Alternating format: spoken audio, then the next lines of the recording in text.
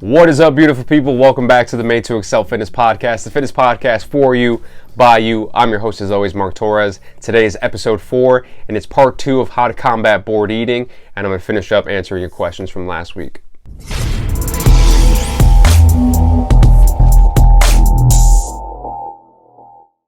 Today is Monday, March 30th. We are in day, I don't know what, of shut in, lockdown, quarantine, whatever you want to call it. We're technically in none of those, but a lot of places have closed.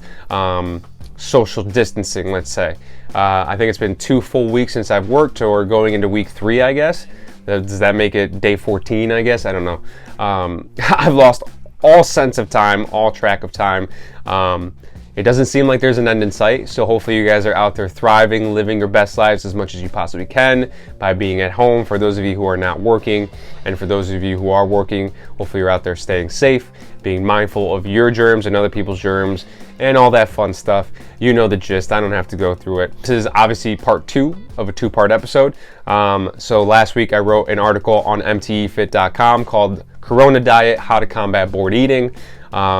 So last week's episode, there's 8 tips in that article, right? So last week I went through tips 1 through 4, and in today's episode I'm going to go through tips 5 through 8. So if you haven't heard or watched the last episode, definitely go back and check that out. That way you get all the 8 tips, or you can go and read the article on mtefit.com. If you want all the 8 tips in one shot, you don't want to listen to my voice. I don't blame you, right? So definitely go check that out, read the article, however you want to go about doing it. And I would like to say that before I get into the tips for today's episode, I saw a post. It wasn't a post that I saw personally. It was a post that was posted in a Facebook group, a fitness Facebook group that I'm a part of. And the post was somebody, I don't know who this person is, I don't know who they were talking about, but they were reprimanding the fitness industry as a whole for being tone deaf, for being insensitive to people who potentially have lost their jobs, people who potentially don't have the means to buy food, people who are struggling, they don't know where their next paycheck is coming. And like I said, I don't know who this person is, so they weren't talking about me, they weren't talking about anybody that I know personally, I don't think. But if there's anybody that does follow me, does listen to this podcast, that does in some way, shape, or form feel that way, I would like to say, first and foremost, I get it, right? I understand millions of people, myself included, have lost their jobs and have put, some of you guys are in a really shitty situation where you don't know where your next paycheck is coming. You maybe are tight on a budget now. Your spending habits have to change for the time being. And I totally get that, right? And I encourage you more than anything, more so than anything that I say, to do what you think is best for yourself, for your family, for your well-being, for your physical health, your mental health, whatever the case may be. And if that means not consuming fitness content anymore, then hell yeah, brother, do what you got to do. But always keep in mind that, much like Mother Nature, health and fitness, health and wellness does not stop for anybody. So of course, if you're in a situation where you're really, really, really struggling and you're in a really, really bad spot, then fitness is not going to be in the forefront of your mind. And I get that, right? And odds are that you're not to the point where you have listened to this podcast or been on my Instagram to even see this. I doubt, people that are in a really, really bad situation are even going to get to this point. So, but if you're in a situation where maybe you're living suboptimally, and you don't have the means to spend how you were spending before, eat the things that you were eating before, you've got to make different choices. You've got to make maybe maybe more unhealthy choices than you normally would. Fitness doesn't stop. Just because fitness is not in the forefront of your mind doesn't mean it's not important. You just might have to adjust the way you go about doing it. So always keep that in the back of your mind, right? Just because it's not in the forefront of your mind, it is still going to be important in your life, and fitness can still be relevant to you despite your situation. But take it as you may, do what you think is necessary for you. And just because I say something on this podcast, on my YouTube channel, on Instagram, in person, does not make it gospel, right? You listening to this podcast does not make you legally obligated to do the things that I say. And that's the beautiful thing about human nature, is the ability to process information and make an educated decision for yourself. So even people that just don't agree with my logic or don't agree with the things that I say, you don't got to do it, right? That's the awesome thing about being able to make your own decisions. So consume this content if you want. If this interests you, if this is something that you think could help you in your life, then consume this content. But otherwise, you know, there's 1.5 million other podcasts out there. So don't feel obligated to do the things that I say if you don't think that's going to be what's best for you in your life. So hopefully that clears up. Not that I think any of you guys think that way or have said anything to me, but you know, if you were kind of on the edge as to thinking, why is fitness important now? Like, we're in this global pandemic. You know, fitness doesn't stop for anybody. So if you want to continue to consume fitness content, by all means. If not, by all means, right? No harm, no foul. But anyways, enough yipper yappering. Let's get into it. Tip number 5, Corona diet, how to combat bored eating, mtefit.com. Tip number 5, slow down. Literally slow down, right? So scientists say that from the time you start eating to the time that your stomach is able to send a signal that you're full is about 20 minutes, right?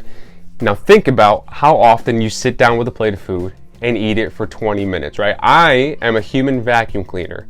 I'm the kind of person that you set down a plate of food in front of me, it's there 1 second and gone the next, right? I'm sure a lot of you guys are probably like that. Even the slower eaters out there, how often do you find yourself eating a plate of food for 20 minutes? I would venture to say probably not a lot of you, right? 10, 15 minutes max. So obviously, that being said, science is saying that it takes 20 minutes from the time you start eating to the time your stomach is able to say, all right, we're full. So a lot of you guys, myself included, myself especially, are surpassing maybe the point of no longer being hungry by a lot, because you are not giving your body time to send that signal, right? So we're surpassing the amount that we probably need to eat.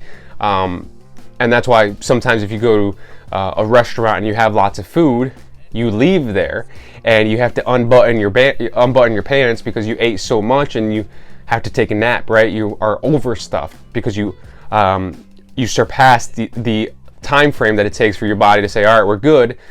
You surpassed that by a lot, right? 20 minutes. If you're eating in less than 20 minutes, you're surpassing that, your stomach's ability to send that signal out. So slowing down, I'm not saying slow down in 20 minutes. That's a big stretch for a lot of people, right? If you're sitting down with a plate for 15 minutes anyways, I would venture to say that you eat just less in general than somebody like me who eats very, very quickly, right? So everybody, if they could slow down even a little bit in their consumption of food, will probably stand to save a few calories here and there with every meal that they eat. So you know, in college we did this experiment where, I don't remember if it was a piece of popcorn or a pretzel or things of that nature, but we had to keep one piece of food in our mouth for 1 minute, right? So imagine having one pretzel in your mouth for 1 minute. It's asinine, right? Like, it's insane. And the professor was like, make sure you feel every part of the pretzel, make sure you taste all the taste, the salt, you know, whatever else is in the pretzel or the popcorn, whatever it was, I forget. And make sure you savor that piece of food for 1 minute straight, right?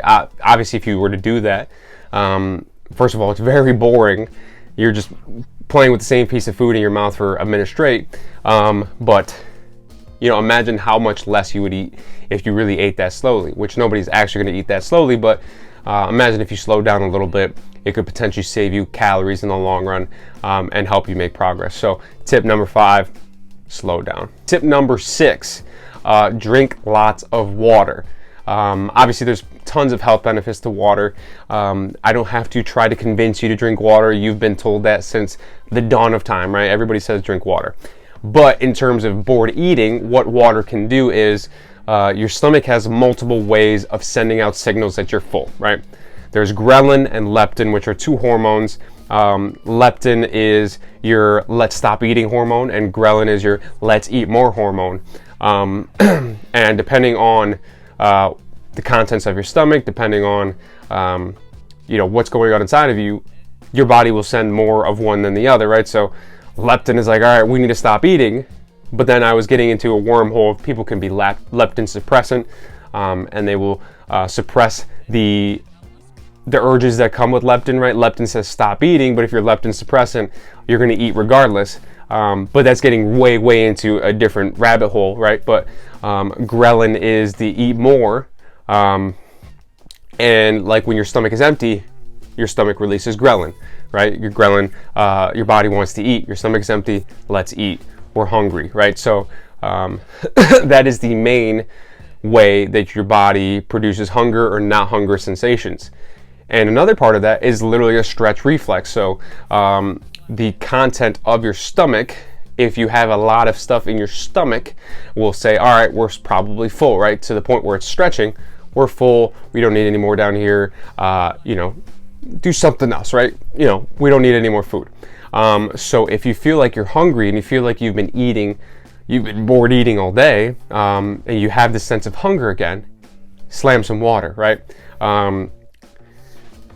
What that water will do is it'll hopefully take up space in your stomach, and it will maybe be enough to stimulate that stretch reflex, and send a signal like, all right, we're good. Even if you haven't eaten anything, you haven't consumed any calories, you're consuming 0 calories with water, but your body says, all right, we're good, we're full down here. Now you just pushed off the consumption of calories till later on in the day.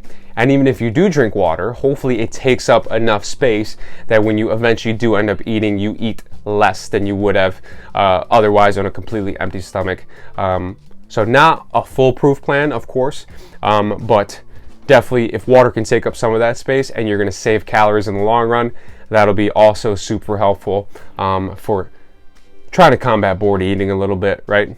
If you feel like you're hungry, drink some water, wait a few minutes, wait 20 minutes, reassess. If you're still hungry, then go about your day, right? So tip number 6, drink lots of water. Tip number 7, eat when you're hungry. And this kind of goes in line with tip number 6. It kind of goes in line with all of them, if we're being honest. It goes in line with being mindful, which is tip number 1 or tip number 2. Eat when you're hungry, right? So a lot of times, you think you're hungry, but you don't know if it's actual hunger or bored hunger, right? Your body can very easily trick you into thinking, all right, we're hungry now. But I think one of the most foolproof way of thinking about doing this is, if you think you're hungry, ask yourself, am I hungry enough that if the only thing that I had to eat was my least favorite food in the world, would I still eat it, right? If the answer is yes, right? If your least favorite food in the world is Brussels sprouts, and you ask yourself, am I hungry enough to eat Brussels sprouts? And the answer is yes, and you're probably hungry. If the answer is no, you're probably not hungry. You're probably convincing yourself that you're hungry because you want to eat something, because you want to bored eat, because you have nothing else to do, and you've got cookies in your pantry that look really good. But if you're not hungry enough to eat Brussels sprouts or whatever your least favorite food is, then odds are you don't need to consume those calories in that moment. So asking yourself if you're hungry, also being mindful, which is tip number 2, can go a long ways to saving calories in the long run. And this is what it's all about. Saving calories in the long run is what's going to help you make progress or prevent a backslide into losing progress. We'll say that. So tip number 7, eat when you're hungry. And last but not least, tip number 8, fill your time. And I think in the article I write about Batman, it might be the single most greatest piece of literature I've ever written about in my entire life. Like legit, right? It might be the best piece of literature on the planet. So if you haven't read the article, read at least that part. If you're not going to read the whole thing, scroll all the way down so you see the picture of Batman and read that part right there, because it's amazing. But I think that the best friend of bored eating is time, right? If you have lots and lots of time, you have lots of opportunities to bored eat. And I think that that's why this is such a relevant option now, because people have, excessive amounts of time that they didn't have before, right? Before you were working, you would go to the gym, work out, you would hang out with your friends. Now all that's been taken away from us. You're stuck at home watching TV, right? And having all that time is just more opportunity for you to bored eat. So if you're able to fill your time with something, then maybe you are taking away opportunities to eat bored, right? So whatever you want to do to fill that time, by all means, go for it. Pick a new hobby, find a video game, read a book, whatever the case may be. As long as you're not eating while you're doing those things, you're lessening the chances that you're going to bored eat throughout the day. So the kryptonite of bored eating is filling your time. So the more you can fill your time with stuff throughout the day, if you're stuck at home, not working, the less opportunities you have to bored eat. So that about wraps up bored eating, how to combat bored eating. So last week was tips 1 through 4. This week was tips 5 through 8. 5 through 8 were slow down your eating, drink lots of water, eat when you're hungry, and fill your time. That about wraps up that article. I've got a few Q&A questions left that I didn't get to last week. I'll finish those up in this last part of the podcast. Next week's episode, super exciting. Next week's episode is going to be a full-on episode of one of the questions that was asked last week, which is a relationship between can you primarily bulk and cut at the same time. So I'll make a full episode on that. That'll be episode 5. Super excited for that one. Definitely be on the lookout for that one, right? But anyways, questions. I don't have my notebook. It's downstairs. I'm already too deep into this, so I'm not going to get it. So I'm going to freehand it. So if I forget your question, I'll do it next week. I'll try to remember all of them. I think I've got them all. Question number 1 was cardio tips for small spaces. And in parentheses, they wrote not effing jumping jacks, which I don't know what they have against jumping jacks. Jumping jacks are lots of fun, right? But great question. Cardio for small spaces. Some of you guys are at home. First and foremost, outside, fantastic option, right? If you can get outside, weather permitting, environment permitting, right? If you're a person who lives in a big city, it's going to be a lot harder to social distance if you go outside, and there's people outside all the time. But if you live in a more quiet area, you can go outside and have your space. Go for a walk, go for a run, go for a bike ride, go skateboarding, go longboarding, whatever the case may be. Get outside as much as you can. It's going to help you remain sane, see some grass, or see some snow, see some whatever your temperature is like, whatever your climate's like, wherever you're living. Definitely go outside, right? As much as you can, as much as you feel like you want to, right? That's definitely an option for you. But if you're stuck inside for any reason, particular reason, I don't know that there's any single move that's going to be cardio per se, right? Unlike getting on a treadmill or on an elliptical, something that you can do for 10, 15, 20, 30 minutes. There's not a single move that you can do technically, but you're not going to want to do it for that much time. That's going to produce the amount of cardio that you would otherwise, but something like a jump rope, burpees are lots of fun. Some people hate burpees, bear crawls, but those are single exercises. I don't know that you'd want to do that for a long period of time for cardio. Probably the best form of cardio is going to be a circuit of any sort, and there's different ways to set up circuits, right? You can pick 3 of your favorite exercises. Let's go squat, push-up, burpee, right? Let's say I'm going to do 10 reps of each. I'm going to do it for 5 rounds, right? And try to go through that as quickly as possible. You can time yourself. You can not time yourself. You can try to do more reps next time. You can try to do an AMRAP, as many reps as possible. Set a timer for 10 minutes and go through those 3 exercises as much as you can and count your reps. Try to improve on that going into the future. Don't do it every day, but maybe the following week or maybe a few days later, you do the same thing again. See if you can improve on it. Any way to do a circuit, just pick your favorite exercise, even if it's not a traditional cardio exercise, even if it's a strength exercise, doing it quickly, reducing rest times, and going through it as a cycle is going to be super, super important, and super convenient and easy way to get in some increased heart rate activities, cardio, as opposed to just doing jumping jacks. So circuits, I'm a big fan of circuits. I usually have clients do circuits at the end of their workout anyways as a little finisher burnout. So really good option, circuit, if you want to do cardio at home. Question number 2, is tomato a vegetable or a fruit? Neither, because tomatoes are trash. Yeah, that's about it. Question number 3, if I could only train one body part for the rest of my life, what would it be? The obvious answer is arms, because that's really the only thing that anybody cares about is biceps.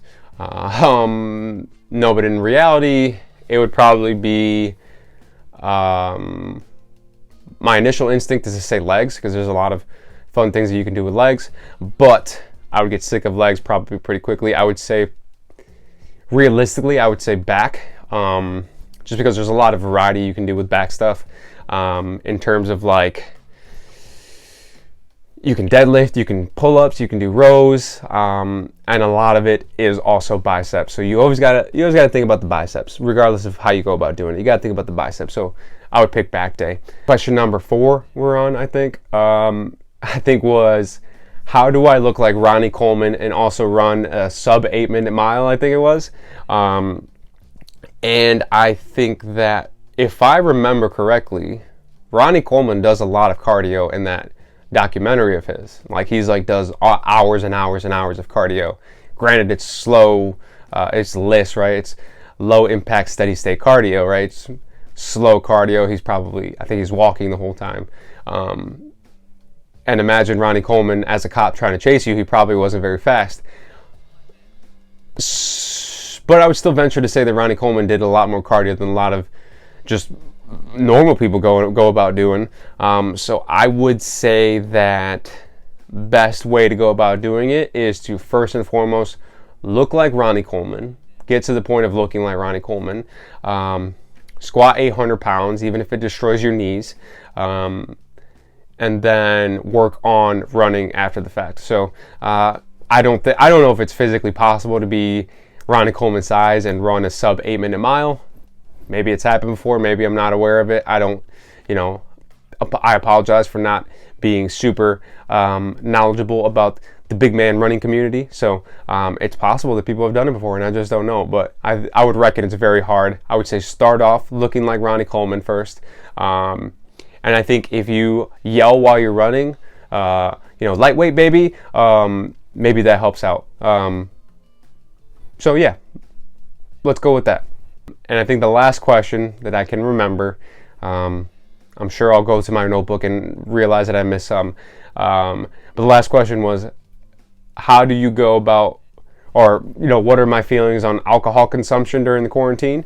And I think the biggest thing when it comes to alcohol consumption is it's very easy to overconsume liquid calories. Especially if you are a beer drinker, right? Most beers are usually about 100 calories a pop. So imagine, you drink 10 beers in a day, which obviously you probably are drinking maybe more than that. That's already 1,000 calories there, probably more depending on what kind of beer you're drinking. Even the lightest beers are still about 100 calories. So the majority of them are more than that. So let's say you're just averaging 1,000 calories in just beer itself. It doesn't leave very much room for food in terms of if you want to continue to make progress. So I would say the biggest issue with alcohol is the overconsumption of liquid calories. So my suggestion would be the Genesee Brewery in Rochester, New York makes this orange can. It's a malt, it might be a high gravity malt liquor. It's technically a beer, I think. I don't know. Comes in an orange can. Find them at Wegmans. They're called dog bites, right? 8% alcohol. You drink one of those, you're good for the day, right? I don't know how many calories are in it, but probably less than 1,000. So, professional opinion, drink a high alcoholic content beverage, and hopefully you kind of black out from there and don't consume any more calories going into the future. Obviously being sarcastic when I say that, but in all reality, overconsumption of liquid calories is a very real thing. So like I said, do as you seem fit. If you want to drink, right? But I would say in terms of if you want to make progress, try not to overconsume liquid calories. Super important. If you want to get into some dog bites, I'm telling you right now, you've been warned, right? It's not a fun time. But I think that about wraps up today's episode. We're going on 25 minutes, so this is the longest one so far. Hopefully you guys found some stuff in here that was useful to you. The 8 tips on how to combat bored eating between parts 1 and 2 Q&As. If you have more questions, send them my way. Like I said, next week's episode is going to be a full-fledged explanation of one of the questions that I was asked last week. So I'm really excited for that episode. If you have more questions, send them my way. Instagram, Facebook, email, made2excelfitness@gmail.com. I think that about wraps up today's episode. If you enjoyed the episode, subscribe to the show. Continue listening. Share it with your friends. I appreciate you all. I'll see you guys in the next one. Peace.